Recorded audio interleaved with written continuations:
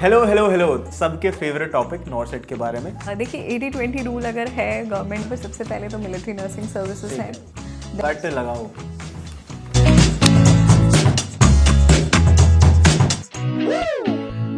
Hello hello hello, तो आज हम डिस्कस करने वाले हैं आपके, मेरे और हम सबके फेवरेट टॉपिक नॉर्सेट के बारे में। And for this I have with me miss अंचल। हेलो मिस अंचल, मुझे आपसे बात करनी थी एक बहुत ही कंट्रोवर्शियल टॉपिक के बारे में, that is the 80-20 rule. What's your take on that? Okay, so of course ये एक बहुत ही कंट्रोवर्शियल टॉपिक हमेशा रहता है। बहुत लोग इसके अगेंस्ट अपील भी करते हैं। कुछ थियरीज तो ये भी कहती हैं कि अभी 90-10 वाला रूल आने वाला है, बट ऐसा अभी हुआ नहीं है कुछ भी अकॉर्डिंग टू गवर्नमेंट नॉर्म्स।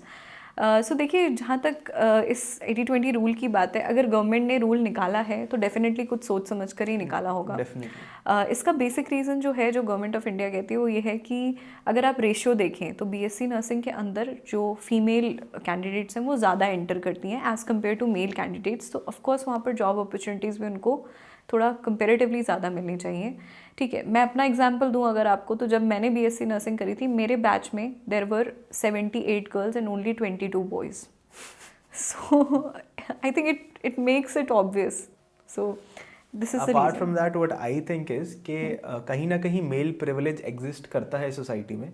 अगर इसको हम एग्जांपल से समझें कि अगर कोई लड़की है, टियर 3 सिटी में रहती है, बीएससी नर्सिंग पूरी कर लिया है, और दूसरी तरफ एक लड़का है, वो भी टियर 3 सिटी में ही रहता है और बीएससी नर्सिंग कर लिया है, कहीं ना कहीं जो लड़का होगा उसके लिए जयपुर जाके या जोधपुर जाके कोचिंग करना आसान रहेगा, लेकिन वहीं उस लड़की को कोई अलाउ ज़्यादा नहीं करेगा। ये बात जितना जल्दी हम समझ जाएं, जितना जल्दी एक्सेप्ट कर लें इस गैप को, उतना जल्दी हमारे देश के लिए This too is a bitter reality. That's why we have come up with NPrep, right?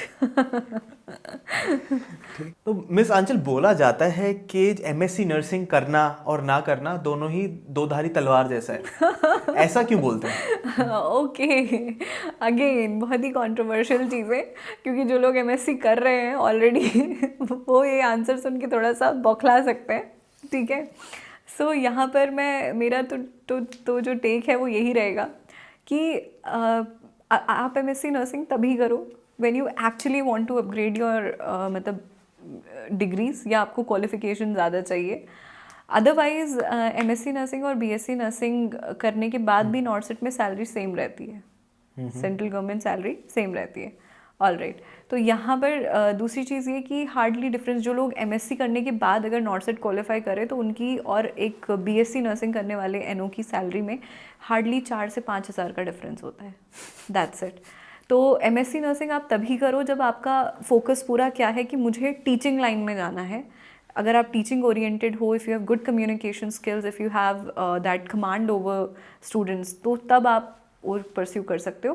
हालांकि अगर आपको सिर्फ क्वालिफिकेशन के बेसिस पे या क्वालिफिकेशन के लिए एमएससी नर्सिंग चाहिए कि बस मेरे पास डिग्री होनी चाहिए, कुछ लोगों को होता है ना, तो आप इन सर्विस एजुकेशन ले सकते हो कि पहले नर्सिंग ऑफिसर बन जाओ, फिर जैसे ही आपको 3 to हाँ, इन सर्विस एजुकेशन का प्रोविजन है in NORCET and other hospitals is well. ठीक है, इवन आपके कुछ हॉस्पिटल्स ऐसे भी हैं जो अपने एम्प्लॉयज़ को ज़्यादा प्रायोरिटी देते हैं if they are doing pursuing MSc from the same hospital where they are doing job. Perfect. So that's my take on it. However, सबका अपना अपना opinion हो सकता है इसमें, जो लोग MSc करना चाहते हैं. So yeah, that's it. Definitely. Okay, so Prince, कल आप कुछ stats के बारे में बता रहे थे regarding NORCET. तो वो stats क्या थे? Can you elaborate that? Definitely. Okay. So इसी साल 80,000 एस्पिरेंट्स ने 3,800 लगभग सीटों के लिए नॉर्सेट एग्जाम दिया था। Alright. डू यू नो, उन 80,000 लोगों ने मिलके भी 3,800 सीट फुलफिल नहीं कर पाए। Oh my God. यही नहीं, हर साल करीबन 3 लाख लोग एलिजिबल होते हैं नॉर्सेट एग्जाम देने के लिए, which is a grade B central government job.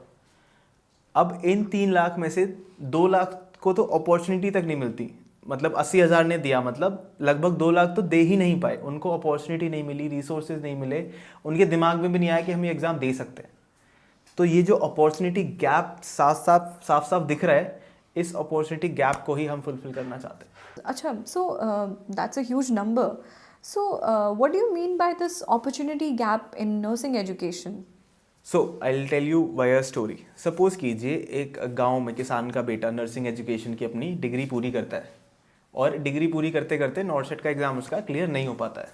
Right. मतलब जिस क्वालिटी की नर्सिंग एजुकेशन कॉलेजेस में मिलती है, एम्स को छोड़ दें, तो नॉर्सेट क्लियर करना is definitely difficult. I think you will also agree with me. हाँ, तो अब मान लीजिए इसका 1 गो में सिलेक्शन नहीं होता है। Okay. After that, just after passing the nursing education, अब इस इंसान को वापस जाना होगा अपने घर वालों के पास। Yes. एडेड रिस्पॉन्सिबिलिटीज होती हैं विद एज। course. उसके साथ ही रिसोर्सेज अवेलेबल नहीं है इंसान जहाँ पे है। Sure. मतलब जिस जगह पे है टियर 3 सिटी में, दे डोंट हैव रिसोर्सेज। तो अल्टीमेटली उसको सेटल करना पड़ता है for a low paying job.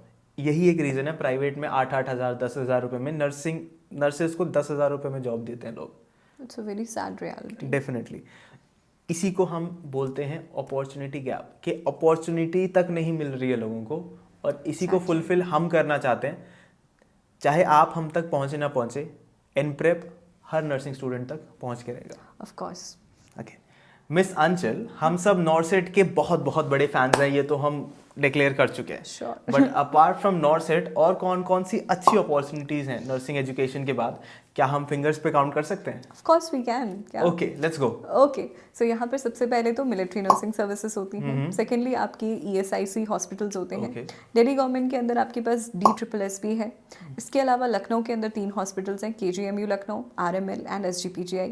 फिर यहाँ पर जवाहर नवोदय विद्यालय भी है। इसके अलावा निम्हांस है, जिपमर है, रेलवेज हैं। ये सारी वैकेंसीज आपकी होती है and these jobs are all central government. बढ़िया, अब हम स्टूडेंट्स के लिए एक एक करके सबको डिस्कस करेंगे। All right. Under these headings will discuss के एलिजिबिलिटी क्राइटेरिया क्या होता है। All right. Exam will discuss in certain headings. First is कि एग्जाम कौन सा देना होता है। सेकंड, कि उसका सिलेबस नॉर्सेट से कितना अलग है। थर्ड, उसके लिए एलिजिबिलिटी क्राइटेरिया क्या है। And last but not the least, कि एनओ से उसकी लाइफ किस तरीके से अलग होती है उस एग्जाम देने के बाद। तो let's go. First let's discuss military nursing. Okay, so military nursing का जो एलिजिबिलिटी क्राइटेरिया वो थोड़ा सा अलग है। जैसे अगर आपने BSc नर्सिंग कंप्लीट कर लिया है, so only the BSc nursing and MSc nursing candidates are eligible for that. GNM nursing candidates are not eligible.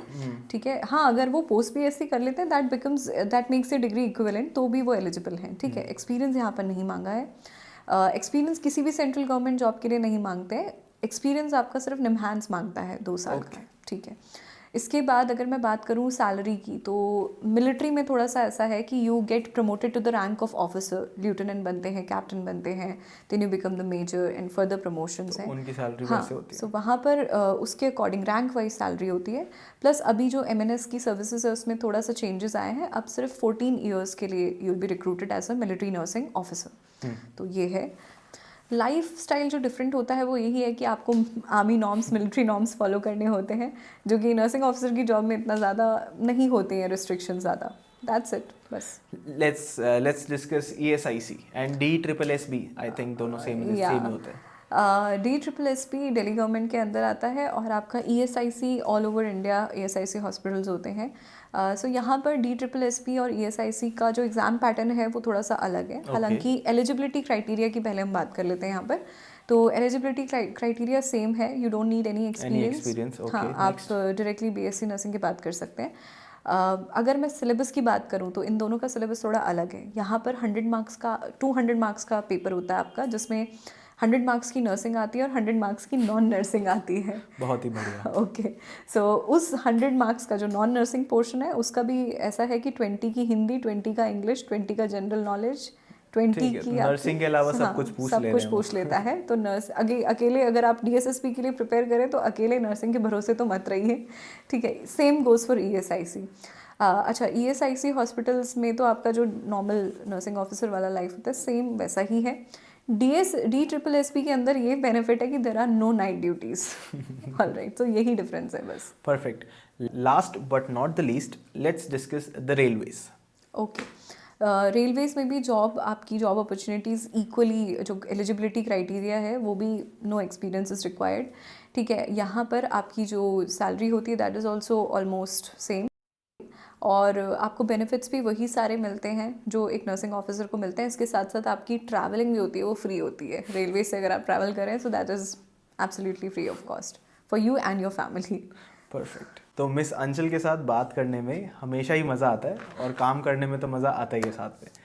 So on that note, I'll take your leave, Miss Anchal, and bye bye everyone. I'll meet you soon with next installment of our nursing podcast. Bye bye.